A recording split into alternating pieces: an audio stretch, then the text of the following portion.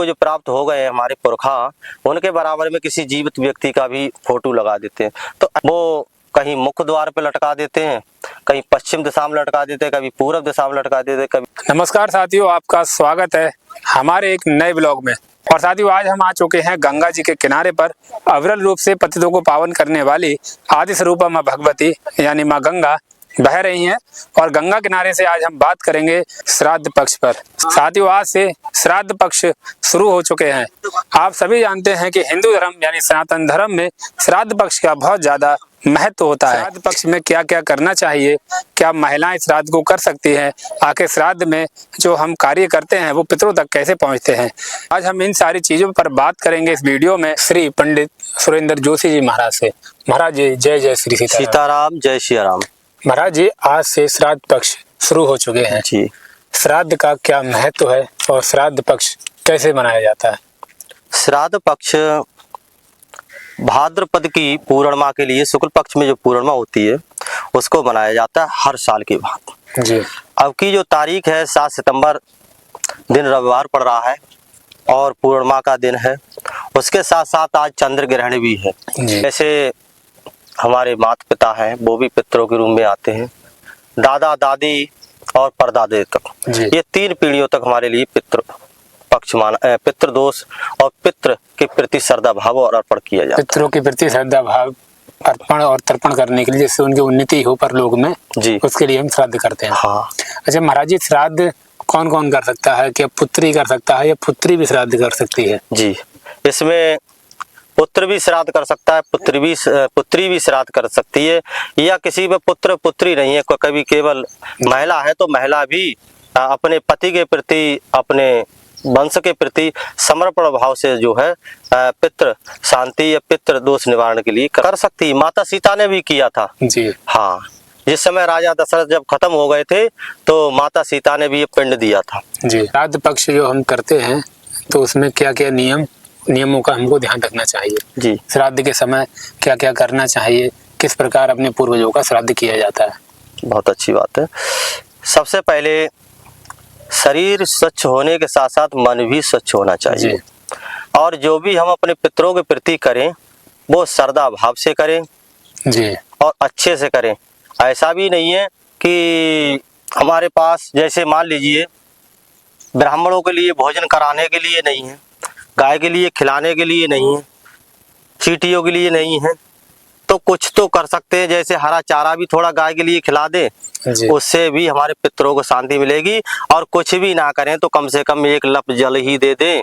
बहुत से लोग ये कहते हैं कि आप अपने पितरों के लिए जी, जो भी यहाँ पर श्राद्ध का कर्म कांड कर रहे हैं जी, ये आपके जो पूर्वज हैं उन तक कैसे पहुँचेगा? क्योंकि विज्ञान तो ये मानता है जो हमने यहाँ किया वो यही है, मगर परलोक तक वो कैसे जाता है? जैसे हम कभी यज्ञ कराते हैं जी, तो स्वाहा बोलते हैं। जैसे अग्निदेव की जो पत्नी है स्वाहा है। अगर हमने किसी ब्रह्मा जी का नाम लिया, मान लीजिए ब्रह्म देवता या विष्णु देवता या कोई सरस्वती देवता, अन्य हमारे देवता हैं, उनको हम स्वाहा के रूप में बोलते हैं, तो अग्नि देवता की जो पत्नी है स्वाहा वहां तक वो पहुंचने का काम करती है। ऐसे ही हम अपने पितरों के प्रति जो है श्रद्धा भाव से उन्हें समर्पण करते हैं, उन्हें मिलता है।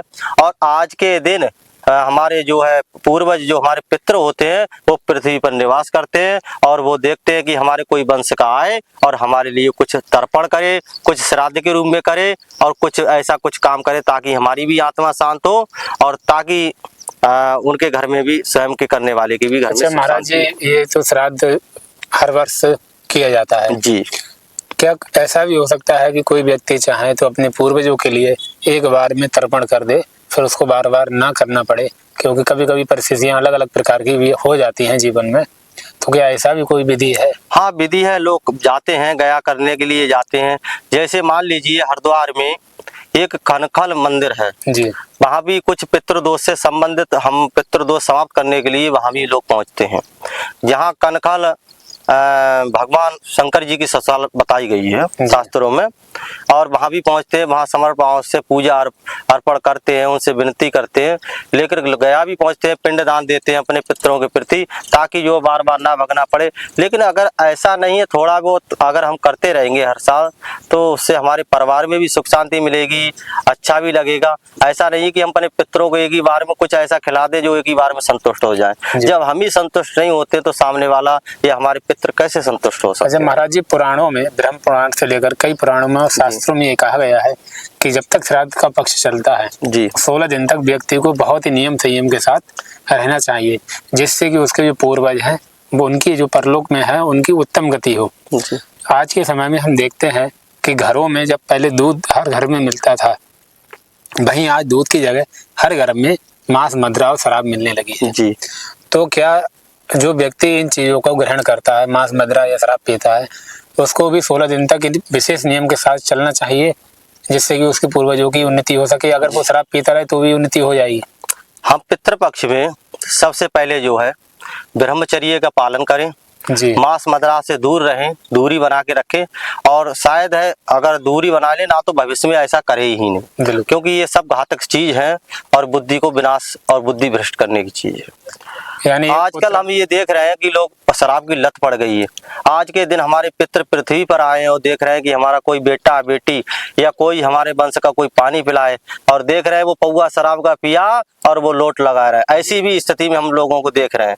तो ऐसे घरों में क्या होता है कि हमेशा अशांति फैली होती है, लड़ाई झगड़ा होते रहते हैं, कला कलेश की स्थिति बनी रहती है, और कभी भी ऐसे लोग फलीभूत नहीं होते। कुछ ना कुछ खोटुआ किसी तरीके की जघन्य तरीका की पीड़ित और परेशानी झेलनी पड़ती है। साथियों, ये बात हम भी आपसे कहना चाहेंगे कि आपकी जो वंशावली है, पूर्वजों के इतिहास देखा जाए तो कब से हम लोग कई लगभग करोड़ों वर्ष से पीढ़ी दर पीढ़ी हम लोग आज यहाँ पर पृथ्वी लोक पर हैं। तो ये हमारा भी फर्ज बनता है कि अगर हम ज़्यादा ना कर सकें तो 16 दिन तक अपने पूर्वजों की याद में मांस, मदिरा और शराब का त्याग कर ही दें। अच्छा महाराज जी, हम ये आपसे और जानना चाहते हैं जी कि ये पितृदोष क्या होता है? पितृदोष किन को लगता है?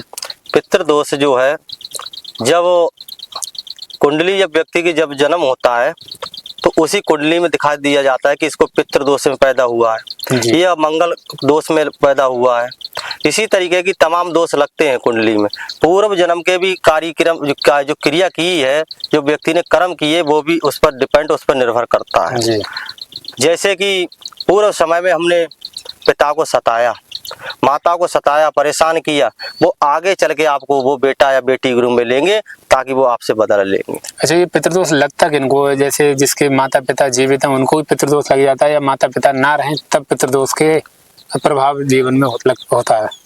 जैसे कोई अल्प आयु में खत्म हो जाता है जी, हमारे दादे हैं, परदादा हैं, माता पिता जो भी हैं, तो वो हमारे लिए बहुत कुछ छोड़ भी जाते हैं जी। और हमेशा बेटों या पुत्र या पुत्री के प्रति वो ये बनाने में पूरी जिंदगी, उनकी लाइफ जिंदगी पूरी निकल जाती है जी। और तब तक उनके जो कुछ अरमान आगे होते वो चले जाते हैं। उसके साथ साथ जब उनके मरने के बाद, मृत्यु होने के बाद जी, तो बेटा बेटी को उनको श्रद्धा पूर्वक श्राद्ध के रूप में उनको याद किया जाता है। जैसे चींटियों को भोजन खिलाना, कौवे को भोजन खिलाना, गाय को भोजन खिलाना, ब्राह्मणों को भोजन कराना, गरीब लोगों को भोजन कराना, जरूरतमंदों को भोजन कराना। अच्छा महाराज जी, तो वो भोजन जो है हमारे पूर्वजों को प्राप्त होता है। जैसे पितृदोष अगर किसी व्यक्ति को लगा है जी, तो उसके क्या क्या उसको हानियां होती हैं या क्या क्या नुकसानों का सामना करना पड़ता है? जैसे कहते हैं, जैसे जिसको विधाता दारुण दुख देई और ताकि मत पहले ही हर ले, क्योंकि उनकी मत पहले ही प्रभु को पता है, क्योंकि जैसे व्यक्ति धरातल पे आए हुए हैं, ये कभी अपने जीवन में कुछ करने वाले नहीं है। तो जैसे अकस्मात हमारे घर में कोई दुर्घटना होना, अल्प आयु में खत्म होना, किसी तरीके से आते जाते वाहन को टकराना, बीमारियां घर में घेरे रहना, परेशानियां तमाम तरीके की ऐसी आती है, तंगई आती है, जो कि 1-1 रुपए को व्यक्ति परेशान हो जाता है और गलत व्यसन में जो उसको धन को व्यय करता है। और इसी तरीके से हमारे पूर्वज जो होते हैं कहते हैं कि हमारे प्रति समर्पण भाव से कुछ नहीं किया, हम सब कुछ छोड़ के आए हैं और ये व्यसन में गलत मार्ग में ये खर्च कर रहा है, तो इससे भी हमारे पितृ नाराज होते हैं और उस घर में कभी खुशहाली नहीं अच्छा, आती। पितृदोष का उपाय क्या है?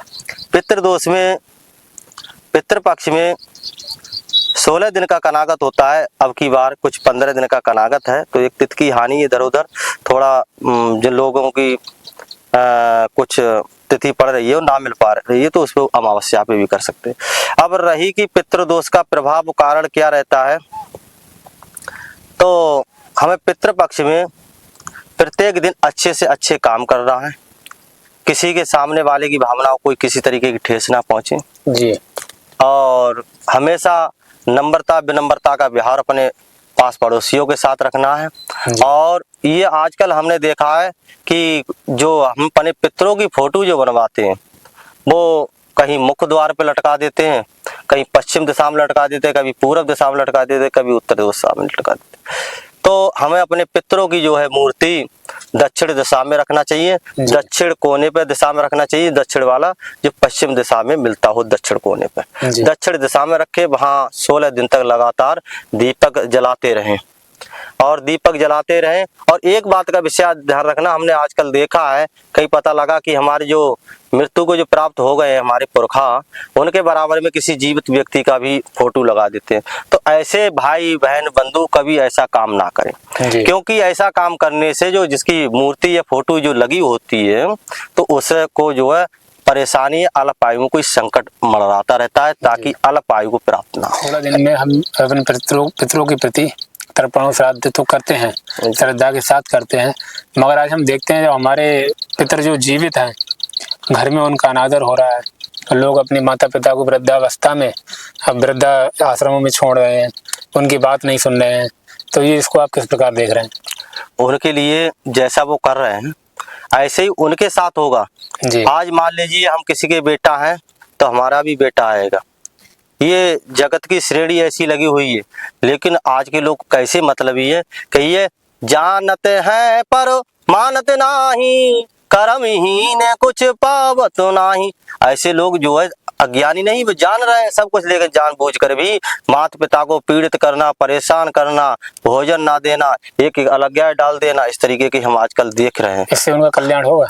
ऐसा कल्याण कभी नहीं होगा, इस लोक में भी नहीं होगा और परलोक में भी उनका कल्याण होने वाला नहीं। देखते हैं कि पुत्र तो अच्छे हैं, पुत्री भी अच्छी है, मगर माता पिता जो है दिन रात शराब पी रहे हैं, मतलब पिता जो है शराब पी रहे हैं, ये पिता व्यभिचारी हैं, ये गलत कामों को कर रहे हैं, गलत धंधे कर रहे हैं। तो फिर पुत्र उसका उनका किस प्रकार सम्मान करे कि पुत्र ऐसी अवस्था में भी माता पिता का सम्मान करे या ना? कभी प्रहलाद ने अपने पिता के लिए कोई कभी कष्ट देने की बात नहीं की जी।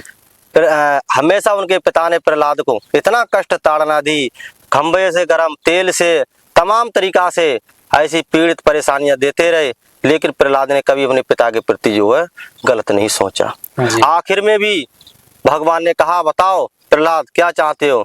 तो बोले, प्रभु पिता भले ही अपराधी हो, दुष्ट हो जी, लेकिन बेटा को ऐसे भाव कभी नहीं रखना चाहिए। भले ही पिता ने जो किया है वो पिता के साथ है, लेकिन हम हमारे पिता हैं और हमारे लिए उन्होंने भरण पोषण भी किया, पढ़ाया लिखाया है, हर तरीके से उन्होंने दुख परेशानी हमारी खातिर झेली है। अगर पिता को कोई अवगुण लगा हुआ है तो कोई बात नहीं, उसमें प्रयास करें, सपोर्ट करें, पिताजी की समझाएं। अच्छा, और अगर ना आए समझ में तो हम पिताजी जैसा कर रहे हैं वैसा हम दुर्व्यवहार बिल्कुल भी ना। अच्छा, एक संस्कारी पुत्र अगर हो और वो अपने धर्म के हिसाब से कर्म करे तो वो अपनी कितनी पीढ़ियों को उतार सकता है?